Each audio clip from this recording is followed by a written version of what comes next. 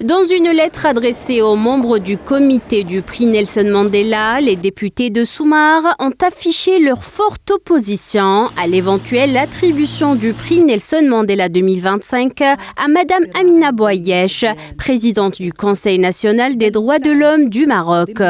Ces députés ont même exhorté le comité à rejeter cette nomination et à veiller à ce que le prix continue de refléter la position intransigeante de M. Mandela sur les droits de l'homme, la liberté et la défense des opprimés. Ils ont affirmé à ce titre que Mme Bouayesh, à travers sa direction du Conseil national des droits de l'homme, n'a pas défendu les victimes de graves violations des droits humains, notamment les prisonniers politiques sahraouis du groupe Gdemizik et bien d'autres. Ces prisonniers qui ont déclaré avoir été victimes de tortures, d'abus et de détentions arbitraires prolongées. Et malgré de multiples appels et plaintes, le Conseil national des droits de l'homme du Maroc n'a pas agi pour protéger leurs droits ou remédier à ces violations. Au lieu de cela, il a publié des déclarations validant des procédures qui ont été largement condamnées par les observateurs internationaux, ont rappelé ces députés. Les députés de Soumare ont jugé dans ce contexte crucial de noter que plusieurs de ces cas de torture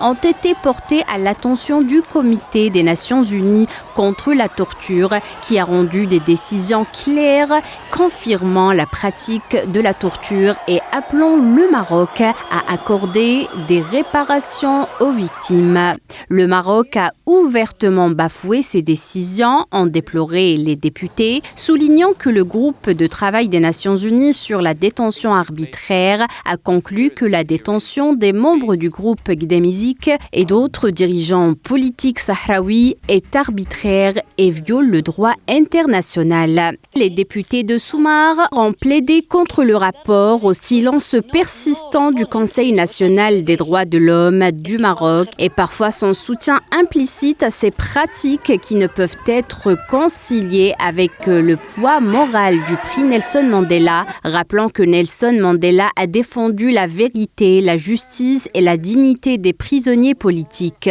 Pour ces députés, associer Nelson Mandela à une institution et à des dirigeants qui n'ont pas réagi face à des violations documentées et reconnues internationalement serait un infâme déshonneur à son héritage et une offense à sa mémoire.